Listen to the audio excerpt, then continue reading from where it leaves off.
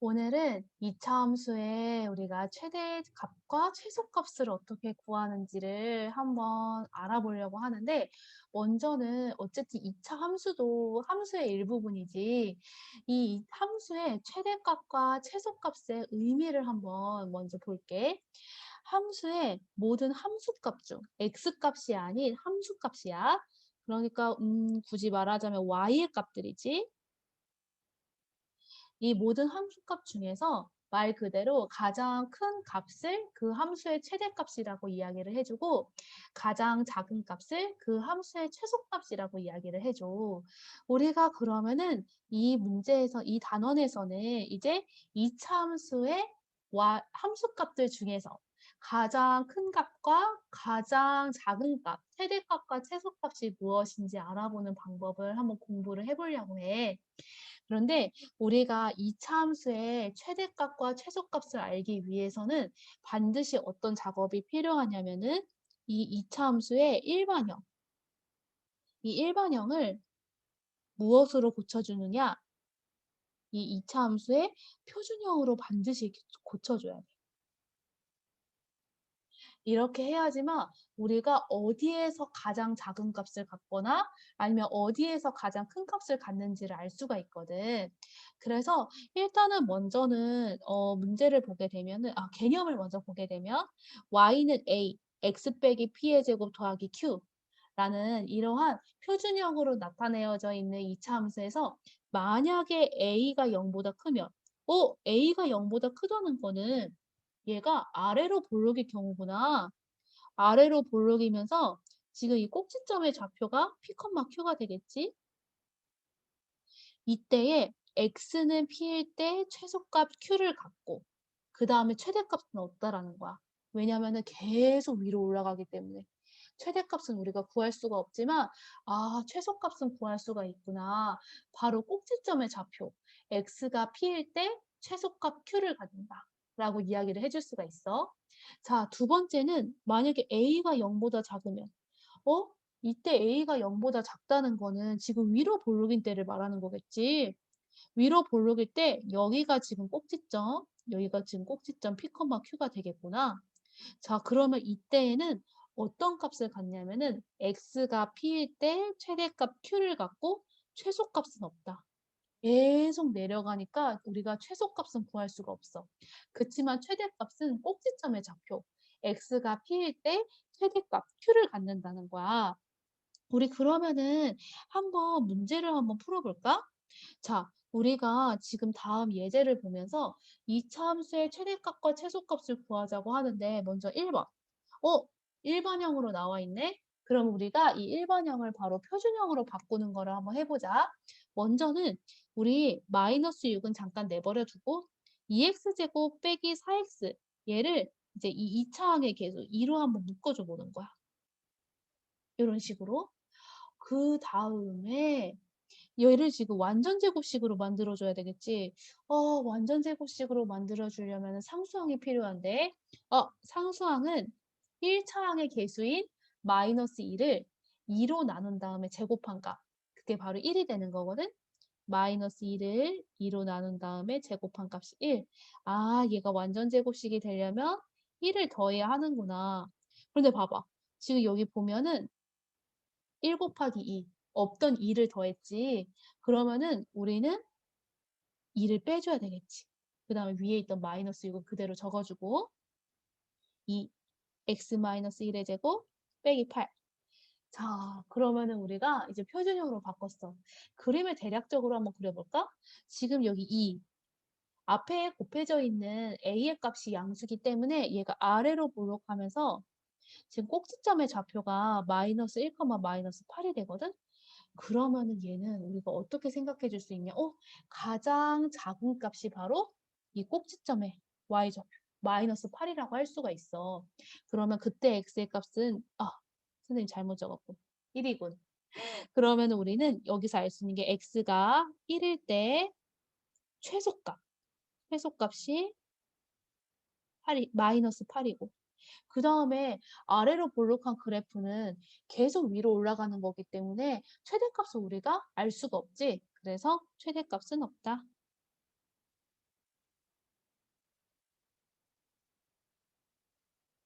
이렇게 문제를 풀어주시면 됩니다. 자, 그러면은 우리 옆에 있는 2번을 한번 보자. 2번 같은 경우에는 지금 마이너스 x제곱 더하기 6x가 있고 더하기 4가 있지. 그러면 얘도 일반형으로 나타내져 있기 때문에 우리가 표준형으로 먼저 바꿔주는 거야. 그럼 마이너스 x제곱 마이너스 6x. 아, 완전 제곱식이 돼야 할 텐데 완전 제곱식이 되려면은 우리가 1차 항의 계수 마이너스 6을 2로 나눈 수의 제곱 9. 아, 상수한 9가 필요하구나. 그런데 봐봐. 마이너스 1 곱하기 9에서 마이너스 9. 없던 마이너스 9를 더해줬지? 그러면 우리는 마이너스 9를 이렇게 빼줘야 되고 원래 있던 4를 더해주면 됩니다. 한번 정리해볼까? 마이너스 x 마이너스 3의 제곱 그 다음에 플러스 9 더하기 4니까 더하기 13.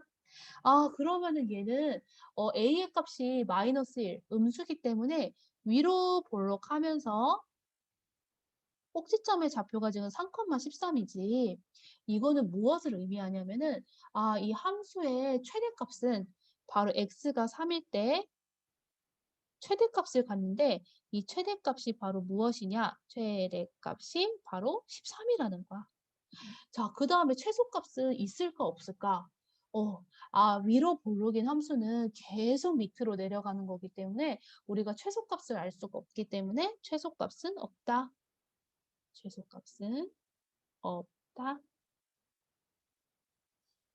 이렇게 이야기를 해주시면 됩니다. 자, 우리 그러면은 여기서는 이제 딱히 x의 범위가 제한되어 있지가 않았어. 그냥 모든 x에 대해서 이 2차 함수의 최대값과 최소값이 어떻게 되는 건지를 한번 봤는데 이제는 여기서 보게 되면은 제한된 범위가 있어. 제한된 범위. 이제 x의 범위를 딱 어디서부터 어디까지라고 딱 정한 다음에 그 안에서만 우리가 2차 함수의 최대값과 최소값을 구해주는 거야. 그런데 이것도 일단은 기본적으로 이 2차 함수의 모양이 바로 표준형이 돼야 된다는 거. 표준형. 우리가 그렇게 되면은 한번 일단은 개념을 한번 볼까? 만약에 꼭지점의 x좌표가 제한된 범위에 포함될 때라고 이야기를 했어. 그럼 이건 어떤 얘기냐면은 지금 여기 이 설명의 그림을 한번 볼게. 꼭지점의 x좌표가 제한된 범위에 포함될 때라는 거는 지금 x의 범위가 여기 알파에서 베타로 제한되어 있거든. 그런데 그 알파하고 베타 사이에 지금 여기 꼭지점이 이렇게 주어져 있다는 거야. 오케이? 이렇게 되면은 우리는 어떻게 구해야 되냐면 일단은 먼저 이 제한된 범위에서 양 끝에서의 x값의 함수값 f 알파 그다음에 f 베타 범위의 양 끝값에서의 함수값을 먼저 구해주고 함수값 그 다음에 얘는 바로 뭘 의미하냐면은 꼭지점의 x좌표에 대한 함수값, 즉 꼭지점의 y좌표를 말하는 거거든. 제한된 범위에서의 양 끝에서의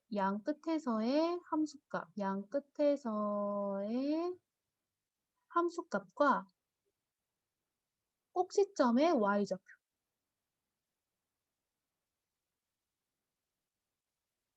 이 값들을 다 구한 다음에 그 중에서 가장 큰 값이 최대값이고 가장 작은 값이 최소값이 된다는 거야. 우리 그러면은 한번 일단 문제를 먼저 한번 풀면서 이 꼭지점의 x좌표가 도대체 제한된 범위 안에 포함되어 있을 때 어떤 식으로 최대값, 최소값을 구하는지 한번 보자.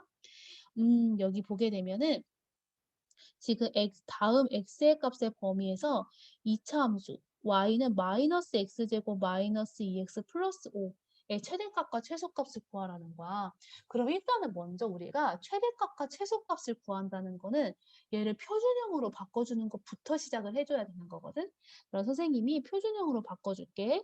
마이너스 x제곱 플러스 2x에다가 플러스 5. 완전 제곱식으로 만들어 주려면 x제곱 더하기 2x 플러스 1이 필요하네. 없던 마이너스 1을 더해줬으니까 마이너스 1을 이렇게 빼주고 플러스 5. 정리를 해주겠습니다. 이렇게. 우리가 이제 2차 함수를 표준형으로 바꿨어. 그러면은 얘들아, 얘 꼭지점의 좌표는 무엇이 되냐면은 꼭지점의 좌표 마이너스 1,6이 되는 거야. 오케이? 자, 그러면은 우리가 여기서 이제부터 제한된 범위 안에서 이제 최대값과 최소값을 구하는데 지금 이 꼭지점의 x좌표가 마이너스 1이잖아. 꼭지점의 x좌표 마이너스 1이 지금 요 1번 문제에서 제한된 범위에 포함이 되지. 범위에 포함이 되어 있어. 왜냐하면 마이너스 1은 마이너스 2하고 2 사이의 값이기 때문에. 그러면 우리가 세 가지를 구해야 되는데 먼저는 x가 요 제한된 범위에서 양 끝값 중에 하나인 마이너스 2일 때 y값을 구해보게 되면 마이너스 2를 그대로 대입해 볼게. 계산해주게 되면 이게 5가 되는 거야. 아, 마이너스 2일 때의 함수값, y의 값은 바로 5가 되겠구나. 그 다음에는 이번에 x가 2일 때, 아, 제한된 범위에서의 양 끝값 중에 하나인 2일 때 y의 값은 바로 그대로 대입해주면 됩니다. 얘 계산해주면 마이너스 3. 아, x가 2일 때는 마이너스 3이구나. 그 다음에 마지막으로 꼭지점의 y좌표. 꼭지점의 y좌표는 바로 무엇이 되느냐? 오, 6이지, 6. 그러면 우리가 이 세 개의 값 중에서 가장 큰 값이 바로 최대값이 되는 거고 가장 작은 값이 바로 최소값이 되는 거야. 그렇게 되면은 최소값은 이제 답을 적어 볼게. 자, 최대값은 6이 되겠지? 이때는 x가 바로 꼭지점에 잡힌 마이너스 1일 때. 그 다음에 최소값은 마이너스 3이 되겠지? 이때는 x가 2일 때. 이렇게 문제를 풀어주시면 됩니다. 자, 그러면은 우리 꼭지점의 x좌표가 이번에는 제한된 범위에 포함되어 있지 않을 때라고 이야기를 했어. 그림을 보게 되면 지금 x의 범위가 이렇게 알파에서 베타 사이로 제한이 되어 있는데 꼭지점이라고 하는 애는 요 제한된 범위 바깥에 있는 애지. 그럴 때는 우리가 무엇만 구해주면 되냐면은 제한된 범위에서의 양 끝에서의 함수값 중에 이 두 개만 구해주면 돼. 그 중에 큰 값이 최대값이고 작은 값이 최소값이라는 거야. 그림에서 봤을 때도 제한된 범위에서의 안에서 꼭지점의 좌표를 신경 쓸 필요가 없지? 여기가 최대가 되는 거고 여기가 최소가 되는 경우지. 이 그림에서는. 이런 식으로. 자, 그러면은 우리 요 밑에 있는 요 문제 이어서 2번을 한번 보자. 여기서 이제 앞에서 우리가 이 2차 함수를 표준형으로 바꾼 거를 그대로 잠깐 사용을 해볼게. 자, 지금 이 꼭지점의 좌표가 아까 마이너스 1,6이었어.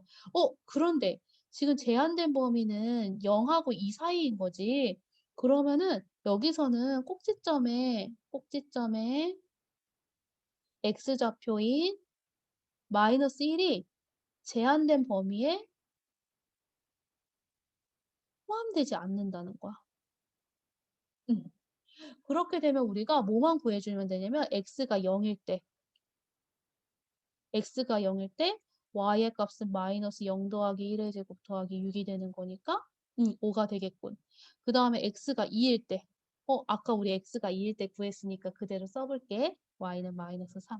그러면은 이 5가 바로 최대값이 되는 거고 이 마이너스 3이 바로 최소값이 된다는 거.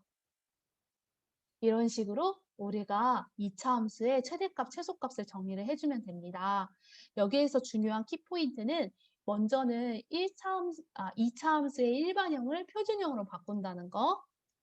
그리고 나서 만약에 x의 범위가 제한되어 있지 않으면은 꼭지점의 좌표가 경우에 따라서 최대값 또는 최소값이 될 수 있고 그 다음에 제한된 범위가 있을 때에는 꼭지점의 x좌표가 제한된 범위에 포함될 때랑 제한된 범위에 포함되지 않을 때 각각의 우리가 경우를 나눠서 문제를 풀어줘야 된다는 거. 오케이. 오늘 2차 함수의 최대 최소 설명은 여기까지 할게.